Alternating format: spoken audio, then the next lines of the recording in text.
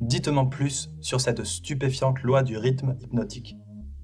Comme je l'ai déjà mentionné, il existe une forme d'énergie universelle grâce à laquelle la nature maintient un équilibre parfait entre la matière et l'énergie. Elle utilise ce matériau universel fondamental de manière spécialisée en le divisant en différentes longueurs d'onde. Ce processus de division est perpétué par l'habitude. Vous comprendrez mieux ce que j'essaie de vous dire si je fais une comparaison avec la façon dont on apprend la musique. En premier, l'esprit mémorise les notes. Elles sont ensuite reliées entre elles par la mélodie et le rythme. À force de répétition, l'esprit fixe la mélodie et le rythme. Observez avec quel acharnement le musicien doit répéter un air avant de le maîtriser. Par la répétition, les notes se mélangent et vous obtenez de la musique. Toute nouvelle pensée qui jaillit telle une impulsion que l'esprit répète maintes et maintes fois se transforme en un rythme organisé.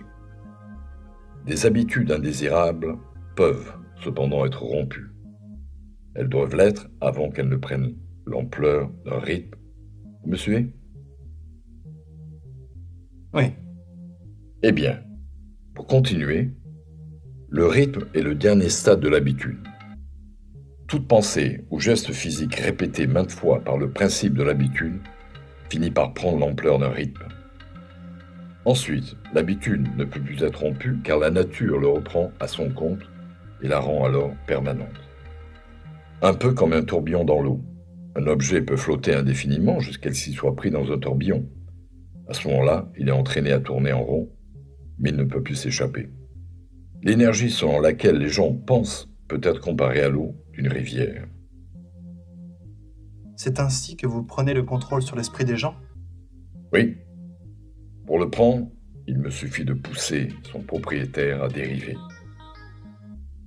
Dois-je comprendre que l'habitude de dériver est le danger principal qui fait perdre aux gens leurs prérogatives et privilèges de formuler leurs propres pensées et de façonner leur destin sur la Terre?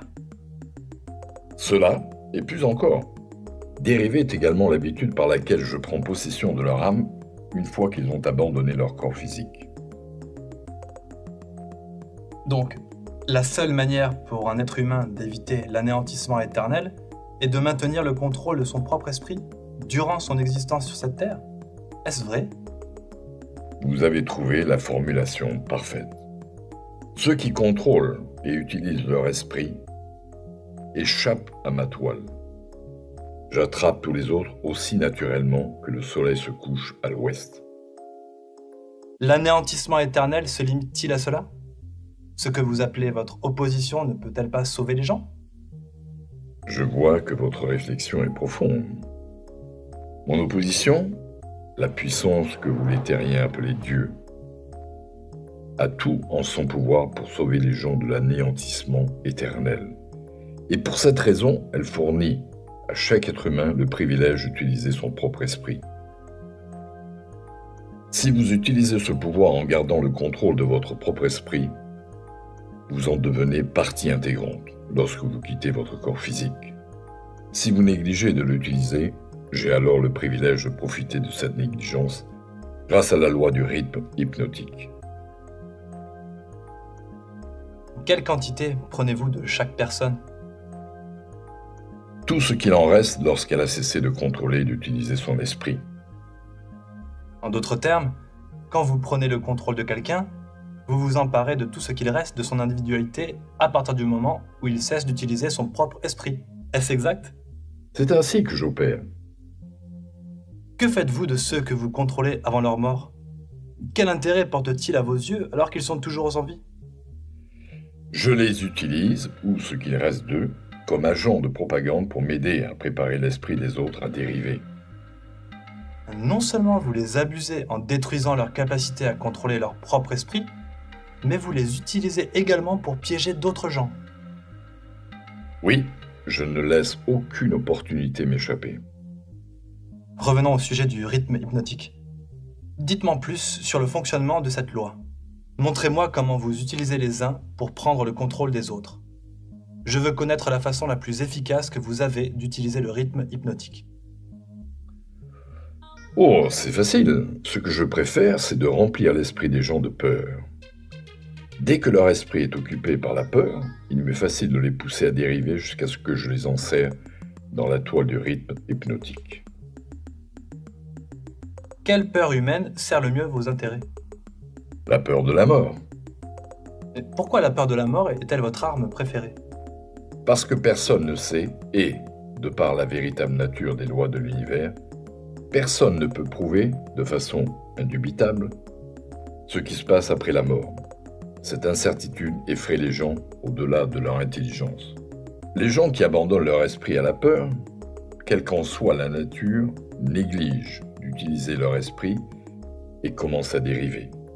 Éventuellement, ils dérivent dans le tourbillon du rythme hypnotique, duquel ils ne peuvent jamais échapper. Donc, peu vous importe ce que les leaders religieux pensent ou disent de vous, lorsqu'ils parlent de la mort.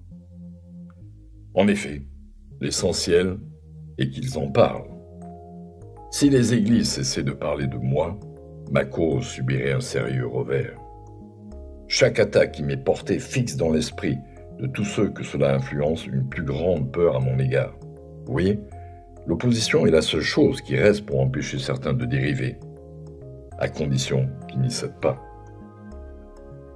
Puisque vous prétendez que l'Église aide votre cause au lieu de lui nuire, dites-moi donc ce qui pourrait bien vous inquiéter. Ma seule inquiétude est qu'un jour, un vrai penseur apparaisse sur Terre. Qu'arriverait-il si un tel penseur apparaissait? Vous me demandez ce qui arriverait, je vais vous le dire.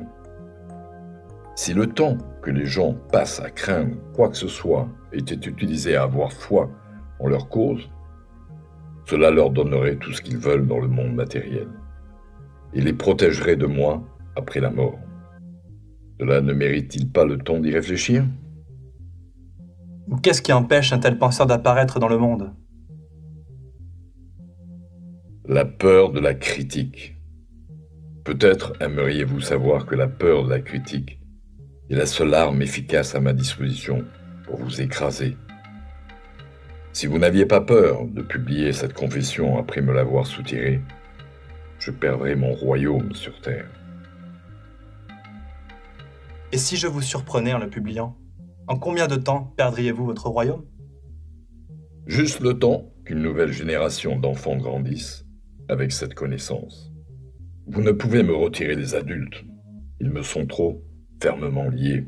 Mais si vous publiez cette confession, cela suffirait pour m'empêcher de prendre le contrôle des enfants à naître et de ceux qui n'ont pas encore atteint l'âge de raison. Vous n'oserez pas publier ce que je vous ai dit sur les chefs religieux. Ils vous crucifieraient. Il me semblait que la pratique sauvage de la crucifixion s'était perdue, il y a 2000 ans, je crois.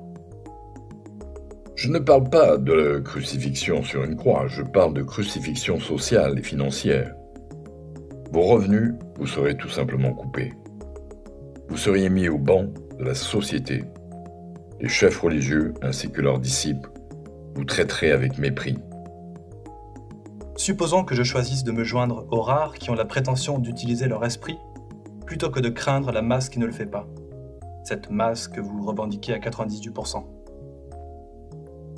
Si vous en aviez le courage, vous m'agaceriez au plus haut point. Pourquoi ne vous intéressez-vous pas aux scientifiques? N'aimez-vous pas les hommes de science? Aussi, j'aime à peu près tout le monde, mais les vrais scientifiques sont hors de ma portée. Pourquoi?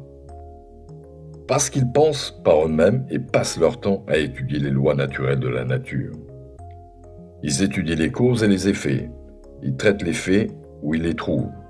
Mais ne commettez pas l'erreur de croire que les scientifiques n'ont pas de religion. Ils ont une religion bien établie. Et quelle est-elle? La religion de la vérité. La religion de la loi naturelle. Si le monde devait jamais produire un penseur précis, capable de pénétrer le secret profondément enfoui de la vie et de la mort, vous pouvez être sûr que le responsable de cette catastrophe serait la science. Catastrophe pour qui? Pour moi, évidemment.